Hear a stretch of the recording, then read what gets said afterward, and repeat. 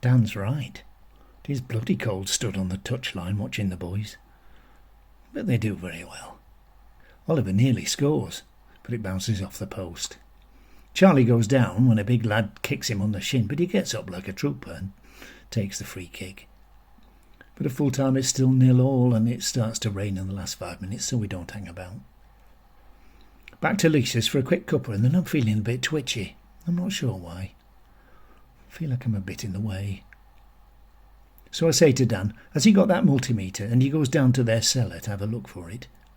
It's probably down there 10 minutes before he comes back up, but he can't find it. Like I say, Alec, he says, take it into Howden and let them have a look. I think I'll have to. I'll have another look in the week, but I'm really not sure where I've put it. What's this? Says Lisa. Your dad wanted a lend of my multimeter. Multimeter? What's that about then? Oh, it's nothing, I say. Just a little project I've got on. Electric train set, Lise. Your dad's getting into his second childhood, eh, Alec? It's something like that, yeah. Right, says Lisa. Oh, Dad, I bought those things, you know. Oh? She just nods over to where Oliver and Charlie are sat playing on the PlayStation. She drops her voice. They cost $27.50 each, if that's okay. Oh, yes, right. I'll write you a cheque and... Oh, can you do a bank transfer, online? Online? Yes, only we don't ever get to the bank now. I can pop it down, says Dan. Cheque will be fine, don't worry about it. If that's okay, I say, only I've never done, the online thing. No, it's absolutely fine, says Dan. It's no bother at all. I can write it out when you drop me home and you can bring it back with you. Oh, that'd be great, no worries. Right. Well, if you're okay to drop me back now, Dan, I'll make a move. Are you sure, Dad? Oh, says Lisa. We're going to have a takeaway in an hour or so. We're going Thai this eve. You'd be more than welcome to stop. No, you're all right. I'll let you get on. Well, say goodbye to Grandad, boys, she says. Boys? Bye, Grandad. They don't look round, though. Bye, lads. See you very soon. When we get back to mine, it's quite dark, and there isn't anywhere for Dan to park close by. There's a great big old American car parked outside mine. Never seen that before. And everywhere else is full too. So many cars on our street. Never used to be like that. So Dan just stops in the road to let me out. If you want to wait, I'll get you that cheque, Dan. Won't take me a minute. But then there are headlights coming up the street and a car comes up behind him. And before you know it, the car has bibbed him to move. So impatient. Don't worry about it, Alec. We can do it another time, he says.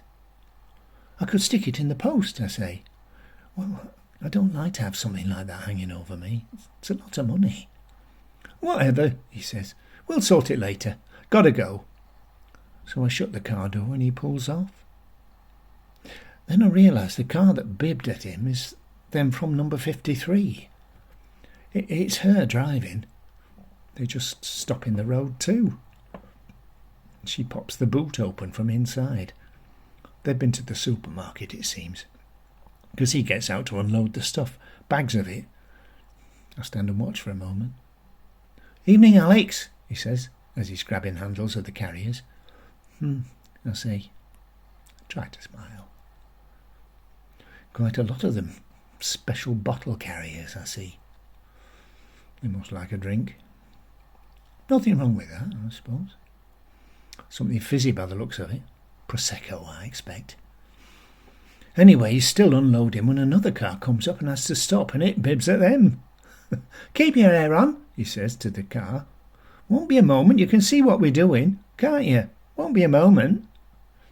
They'd be quicker, I'm thinking, if she got out and gave him her hand. He looks over to me.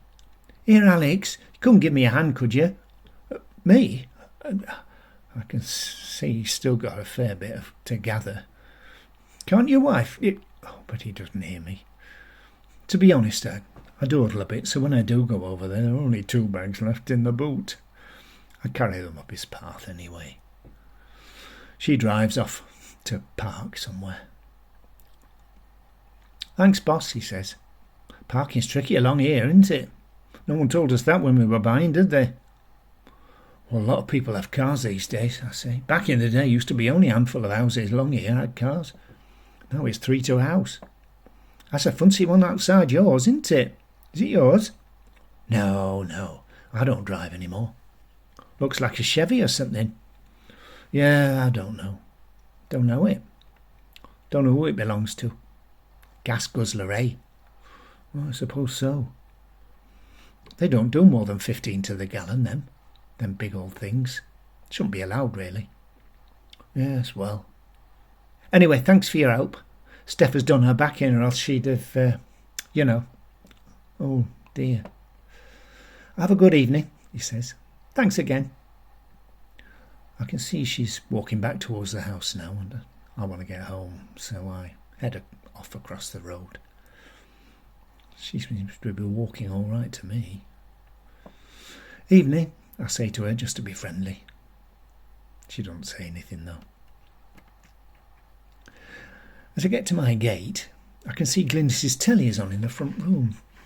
The curtains are drawn and she hasn't got the big light on, but the telly is throwing out shadows and flickers. She must be watching Strictly. Suddenly I get a little nervous feeling in the pit of my stomach.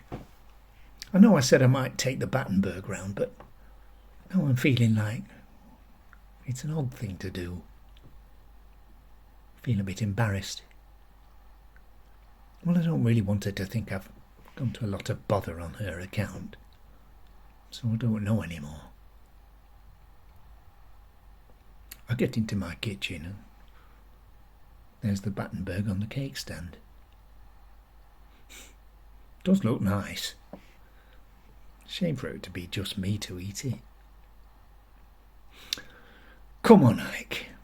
Lisa said she wouldn't have had a better offer. She couldn't have, could she? That's what she said.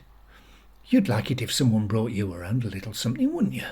On a gloomy Saturday night, just to be friendly, just to throw a bridge, as it were. Of course you would. Of course I would. My stomach is still telling me this might not be a good plan, but for some reason my brain keeps saying to just go round there and have a lovely evening with Glynis. Just watching telly, a cup of tea and a slice of Battenberg or 2. It'll be lovely, it will. I rub my chin with my hand and I feel I ought to have a shave if I'm going, but then that'd be another half an hour, and I've a feeling if I don't go straight away I won't go at all. I want to clean my teeth at least, though, so I nip up to the bathroom, and while I'm brushing I'm thinking, well, actually a shave doesn't have to take that long if I'm quick.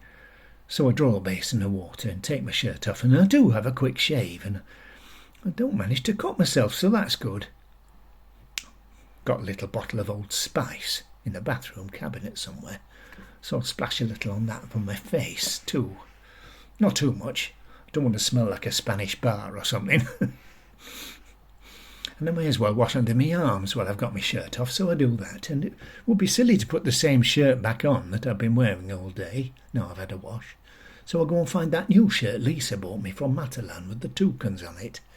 It's like a Hawaiian shirt, nice colours, bright on a gloomy evening. There's a bit of a nip in the air, so I'll keep my cardigan on over the top. I'm definitely feeling a bit more lively now, and I go back down to the kitchen, pick up the Battenberg and head for the front door. Then on second thoughts I go to the back, to the kitchen, through the kitchen. I'm not sure why, but perhaps I feel a bit more comfortable going out the back and round to Glynis's back door. I don't need the world to know, after all.